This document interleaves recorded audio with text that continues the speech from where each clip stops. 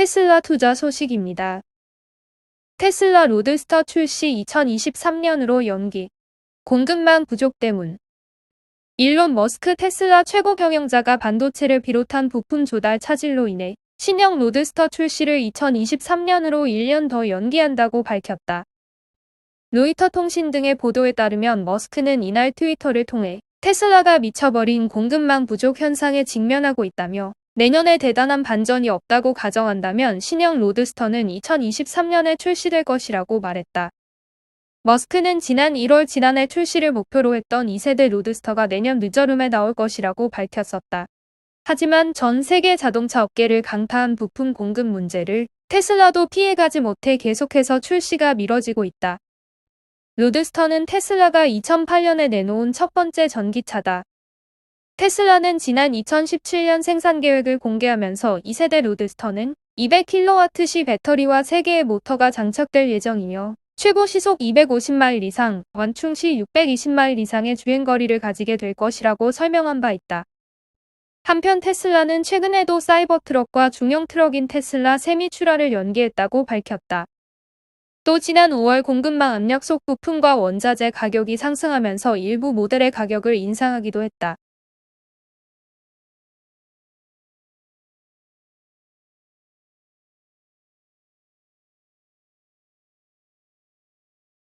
애플 투자 소식입니다. 애플, 내년부터 콘텐츠 구독 앱 외부 결제 허용한다. 애플이 내년 초부터 전 세계 콘텐츠 구독 서비스에 대한 외부 결제를 허용한다. 기존의 애플 앱스토어 커머스 시스템 기반 인앱 결제는 물론 외부 웹사이트 연결 링크를 공유할 수 있도록 한 것이다. 이에 따라 콘텐츠 구독 서비스 개발사는 애플 인앱 결제 수수료 부담이 낮아질 예정이다. 아이폰 등 앱스토어 이용자는 넷플릭스, 스포티파이, 클래스백일 등과 같은 앱에서 외부 웹사이트와 곧바로 연동하는 링크를 통해 계정을 설정 및 관리할 수 있다.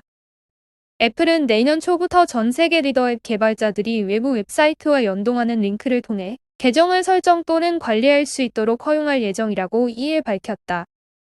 리더 앱은 이용자가 이전에 구매한 콘텐츠, 디지털 잡지, 신문, 책, 오디오, 음악, 비디오 등의 구독 서비스를 제공하는 앱이다. 일례로 아이폰 이용자들은 넷플릭스 앱 안에서 본인 계정을 관리하거나 멤버십을 변경할 수 없었다. 대신 계정 설정을 찾으세요. 계정 관리는 넷플릭스 웹사이트로 이동해 진행하세요라는 안내문구만 받았다. 하지만 앞으로는 해당 안내문구 및 관련 링크가 동시에 노출될 예정이다.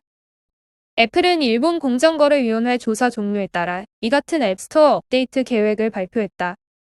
애플 앱스토어 지침은 개발자들이 애플 인앱 결제 시스템을 사용해 디지털 및 구독 서비스를 판매할 것을 의무화하고 있다.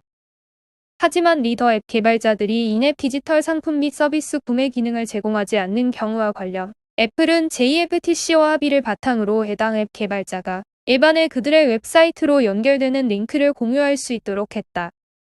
앱스토어를 총괄하는 애플 펠로우 필 실러는 앱스토어에 대한 신뢰는 우리에게 무엇보다 중요하고 앱스토어 초점은 항상 이용자들에게 안심할 수 있는 안전한 경험을 제공하는 동시에 이용자들이 가장 사랑하는 기기에서 최고 앱을 찾고 사용할 수 있도록 돕는 것에 있다면서 일본 공정거래위원회의 의견을 깊이 존중하며 이를 통해 리더 앱 개발자들의 앱 및 서비스를 이용자들이 보다 쉽게 설정하고 관리할 수 있게 되었다고 설명했다. 이어 이 과정에서 이용자 개인정보를 보호하고 신뢰를 유지하는 것 또한 놓치지 않겠다고 덧붙였다. 한편 애플은 현재 3천만 이상 개발자들이 애플 플랫폼을 통해 전 세계 10억 명 이상 이용자들을 위한 소프트웨어를 창작하고 제공할 수 있도록 지원하고 있다.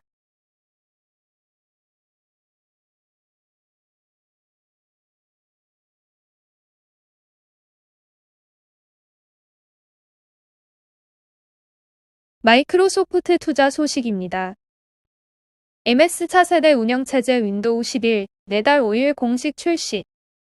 마이크로소프트가 공식 블로그를 통해 차세대 운영체제 윈도우 11을 오는 10월 5일 공식 출시한다고 밝혔다.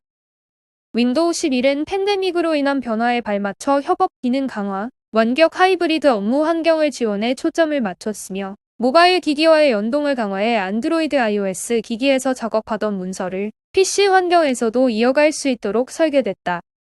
MS에 따르면 기존 윈도우 이용자의 윈도우 11 업그레이드는 10월 5일부터 시작되며 단계적으로 이뤄질 예정이다. 우선 새로운 윈도우 11 적격 장치의 업그레이드가 우선 이뤄지며 하드웨어의 적합성, 장치, 수명 등의 다양한 요소를 고려한 인텔리전스 모델을 기반으로 사용자 기기에 순차적인 업그레이드가 제공될 예정이다.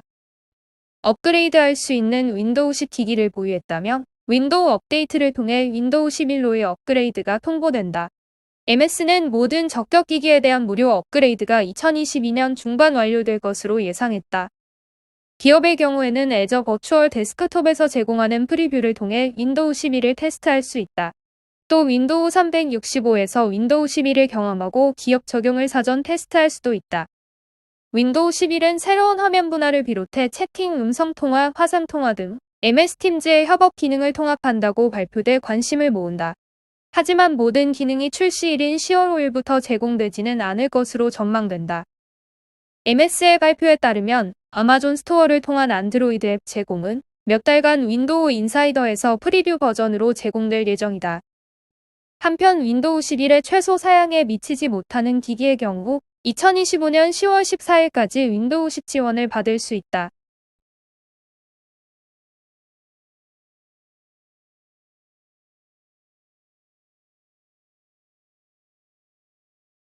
리비안 투자 소식입니다.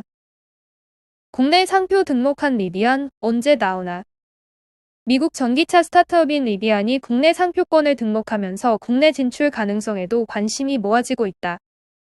업계에 따르면 리비안은 지난 6월까지 3건의 특허 실용과 20건의 상표 등록을 진행했다.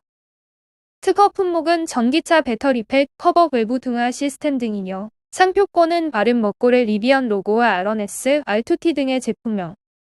내 바퀴에 장착한 구동 모터의 개별 제어를 통해 제자리 선회가 가능한 탱크턴과 스케이트보드 플랫폼, 탑승 공간과 적재 공간 사이에 위치한 양측면 트렁크인 기어 터널 등을 포함한다. 상표권자는 리비안 IP홀딩스 LLC로 표기됐으며 주소지는 미국 미시건주 플리머스 노스 해거티에 위치한 리비안의 본사로 설정돼 있다. 하지만 리비안의 국내 진출은 아직 시기상조라는 분석이다. 본거지인 미국에서도 아직 출고가 이뤄지지 않고 있는 데다 중국, 유럽 등 규모가 큰 시장 진출이 우선이기 때문이다. 그러나 상표 등록이 이뤄지고 신차 주행 테스트를 진행한 만큼 국내 진출 가능성은 높게 점쳐진다. 리비안이 다수의 국내 기업과도 협력 관계를 맺고 있다는 점도 긍정적이다. 고전압 배터리 셀은 삼성 SDI가 공급하며 주행 보조 시스템은 만도, 시트 소재는 대원화성, 와이어링 하네스는 에코캡이 납품한다. 한편 리비안은 2009년 MIT 출신 RJ 스카린지가 설립한 순수 전기차 제조사다. 사업 초기에 포드, 아마존이 대규모의 투자를 이끌어 주목을 받았으며 특히 아마존은 배송용 밴 10만 대를 주문하기도 했다. 올해 전기 픽업 트럭인 RNT와 SUV인 RNS 출시를 앞두고 있으며 최근엔 미국 증권거래위원회에 기업 공개 서류를 비공개로 제출했다. 상장 시기는 올해 11월로 점쳐진다.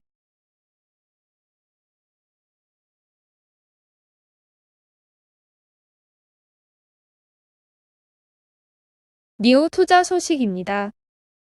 반도체 공급 차질 니오 3큐 인도량 목표치 낮춰.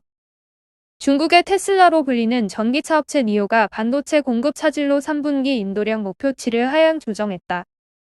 니오는 1일 저녁 뉴욕 거래소 공시를 통해 3분기 인도량 목표치를 기존의 23,500에서 25,000대에서 22,500에서 23,500대로 약 1,000에서 1,500대 낮췄다. 니오는 중국 말레이시아 지역의 코로나19 재확산으로 자사 ES6와 EC6 모델 생산이 중대한 영향을 받았다고 전했다. 8월 난징 지역 코로나 재확산으로 ES6, EC6 생산 라인 일부 생산이 단기간 중단됐다. 또 말레이시아 지역 코로나19 확산세로 현지 ST마이크로일렉트로닉스 공장이 폐쇄돼 반도체 생산에 차질을 빚으면서 세계 최대 자동차 부품업체 보시의 ESP 부품 공급에까지 영향을 미쳤다.